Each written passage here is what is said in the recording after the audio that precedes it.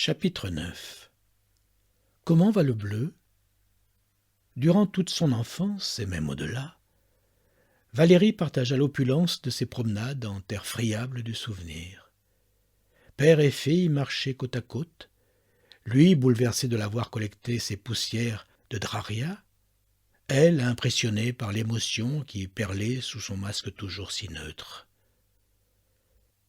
Si Roger Stopek ne brillait pas par son talent de conteur, toutes ces évocations si morcelées, ces feuilles d'or qu'il déposait tout autour d'elle, frémissantes, prêtes à s'envoler au moindre éternuement, il s'illustrait par d'indéniables qualités de peintre, de coloriste plus exactement, avec une prédilection obsessionnelle pour le bleu.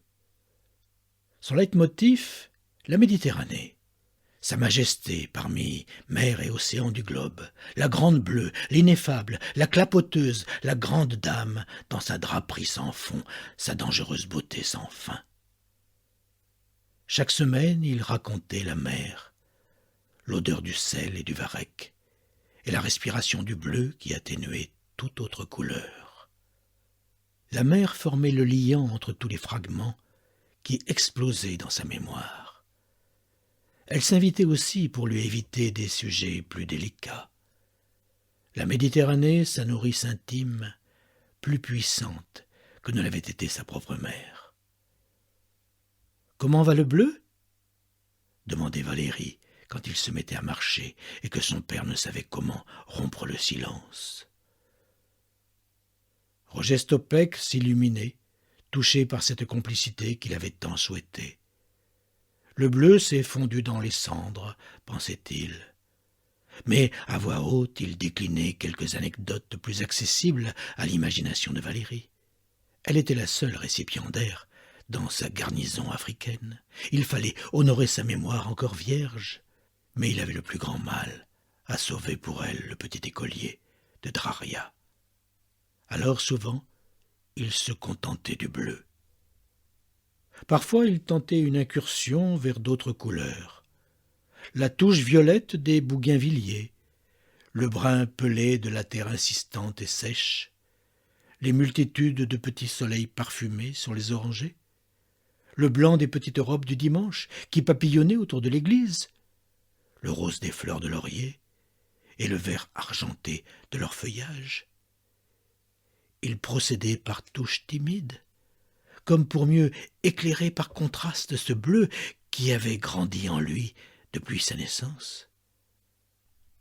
Il se raccrochait aux moindres occasions. Au printemps, quand ruisseautaient sur les fils électriques les hirondelles de cheminée, dont il avait repris conscience en même temps que des martinets, il faisait remarquer à Valérie leur gorge rouge brique et les reflets bleutés de leur dos laqué. Et quand il s'engageait dans les bois ou les clairières, ou encore les pentes riantes des pâturages des puits, il se lançait. Qu'est-ce que j'aime cette verdure, cette végétation humide et touffue, ces fougères fraîches, cette herbe vive. Rien de plus reposant que tout ce vert autour de nous. Quelle chance tu as d'être né dans un tel environnement, au milieu des arbres à feuilles caduques qui ressuscitent chaque année.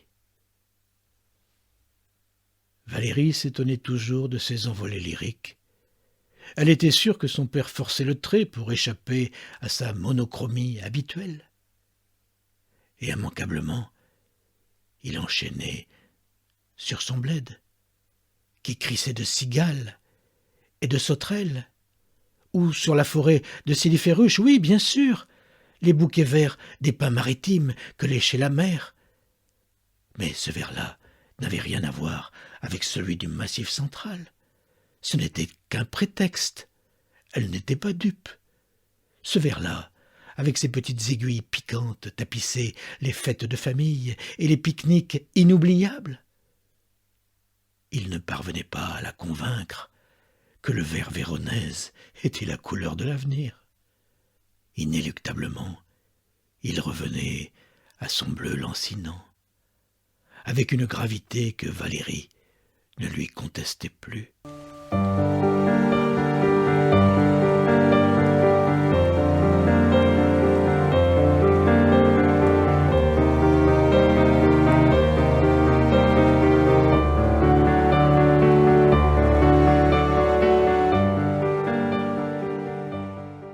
Chapitre 10. La couleur interdite. Dans le trio clermontois, il y avait toutefois une couleur interdite. Une couleur sortie de nulle part et dont le père se revendiquait quelquefois au cours de leur promenade. La couleur pied-noir. Valérie mesurait son privilège, accédait à quelques-uns des mystères de Draria. Devant Samy, Roger Stopek n'évoquait ni sa famille, ni l'Algérie. Valérie l'avait compris très jeune. Avec la mère, elle restait muette comme une tombe, la sournoise petite peste. Rien de ces rituels qui la plongeaient dans le bleu, bien au-delà des sentiers pédestres. Rien de l'enfance magnifiée de son père, dont elle percevait la dimension sacrée, intouchable. L'enfance ne trouve grâce qu'aux yeux de l'enfance. Pour que la magie opère, Valérie intervenait peu. Elle écoutait avec vigilance. Trop d'insistance dans ses questions aurait fripé cette mer d'huile que le père déroulait autour d'elle. Toute petite, elle avait appris à se tenir dans les nuances du bleu. Avec la couleur pied-noir, c'était plus compliqué. Roger Stopek avait très vite éteint les velléités de rire de Valérie devant cette expression pied-noir. Sur ce sujet-là, elle l'avait quand même interrogé, surtout parce qu'il l'irritait en la rembarrant d'un « tu comprendras plus tard ». Et puis quoi encore? Il lui livrait bien ses contes africains. Et voilà qu'il faisait des cachotteries, comme si elle n'était pas capable de l'entendre. Impossible de tarabuster la mère, dont elle percevait l'hostilité sourde, les rares fois où celle-ci sifflait « Ton père est pied-noir ». C'était frustrant, ce manque de confiance. Toujours se débrouillait seul avec l'implicite des formulations. Pied-noir, c'était la couleur de son père qui participait de la légende de ce pays impossible. Un père aussi étanche qu'une bogue de châtaigne tombée avant terme. Contrairement au bleu, pied-noir, ça ne se transmettait pas.